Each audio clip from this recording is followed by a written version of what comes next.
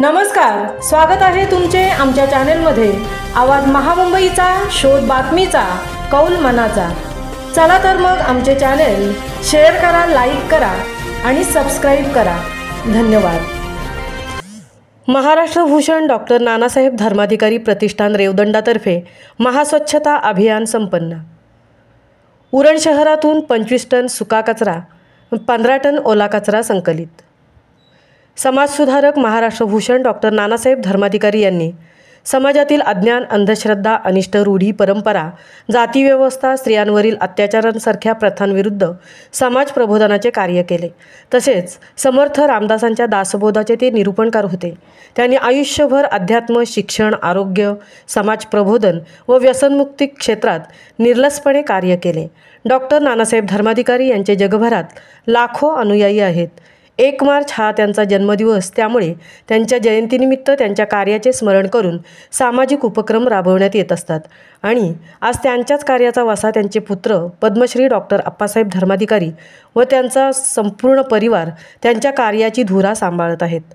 तेही आपल्या वडिलांच्या पावलावर पाऊल ठेवून समाज प्रबोधनाचे कार्य पुढे नेत आहेत। 1 मार्च 2025 रोजी डॉक्टर नानासाहेब धर्माधिकारी यांच्या जन्मदिनानिमित्त शहर स्वच्छता अभियानाचे आयोजन करण्यात आले होते। डॉक्टर श्री नानासाहेब धर्माधिकारी प्रतिष्ठानच्या माध्यमातून वेळोवेळी रक्तदान शिबिर, आरोग्य शिबिर, वृक्षारोपण व संवर्धन, विहिरी, नद्या साफसफाई, जलपुनर्भरण, पाणपोई बांधारा, शैक्षणिक साहित्य वाटप, स्वच्छता अभियान असे अनेक समाजोपयोगी उपक्रम राबवले जातात। याच अनुषंगाने रविवार दिनांक 2 मार्च 2025 रोजी सकाळी 8:30 वाजता नागरी स्वच्छता मोहीम राबवण्यात आली। ही स्वच्छता मोहीम स्वच्छ भारत अभियानाचे महाराष्ट्र राज्याचे महामहिम, राज्यपालांनी नियुक्त केलेले स्वच्छता दूत पद्मश्री डॉक्टर श्री अप्पासाहेब धर्माधिकारी व डॉक्टर श्री सचिनदादा धर्माधिकारी यांच्या मार्गदर्शनाखाली आयोजित करण्यात आली होती। शहरासोबतच महाराष्ट्रातील तसेच देशात व परदेशात देखील विविध शहरांमध्ये हे स्वच्छता अभियान राबवण्यात आले। स्त्री बैठकांमधील हजारोंच्या संख्येने सर्व स्त्री सदस्य यात सहभागी झाले होते। या स्वच्छता अभियानामध्ये शहरातील सर्व प्रमुख रस्ते व शासकीय कार्यालय परिसर स्वच्छ करण्यात आले।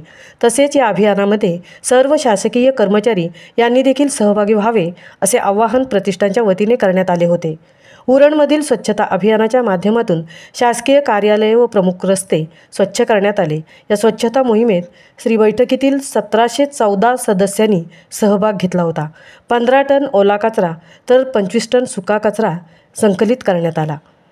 आवाज महामुंबईचा चॅनेलसाठी तृप्ती भोईर, उरण। स्वच्छता करण्यासाठी 2 प्रकारची घाण असते, जैविक घाण, अजैविक घाण। त्यातली जैविक घाण ही म्हणजे माणसाच्या आरोग्यासाठी किंवा जीवनासाठी आवश्यक असते। जी काही घाण असते ती अजैविक घाण, ज्याला आपण आजच्या युगामध्ये प्लास्टिक वगैरे जे म्हणत असतो, दॅट इज अजैविक घाण। ती अजैविक घाण थोडीशी डेंजरस असते। जैविक घाण तसं माणसाच्या आरोग्यासाठी फार काही हानिकारक नसते। त्यामुळं अजैविक घाण करण्याच्या अगोदर प्रत्येकाने थोडासा विचार केला पाहिजे आणि जी काही घाण झाली ती म्हणजे वेळोवेळी आपण साफसफाई त्याची केली तर आरोग्यासाठी ही खरोखर म्हणजे बेनिफिशियल आणि आरोग्यासाठी बरोबर म्हणजे फायदेशीर। आपण जे काम करत आहे आपल्या प्रतिष्ठानातर्फे खरोखर ते म्हणजे वाखाणण्याजोगं काम करतं मी पाहिलं आत्ता। आणि आमचा परिसर खूप एकदम सुंदर प्रकारे स्वच्छ करून दिला आपण। त्याबद्दल मी सगळ्या म्हणजे आपल्या जे काही आपले म्हणजे जे काही मेंबर्स आहेत सगळ्यांचं मी अगदी मनापासून आभार मानतो। Thank you so much.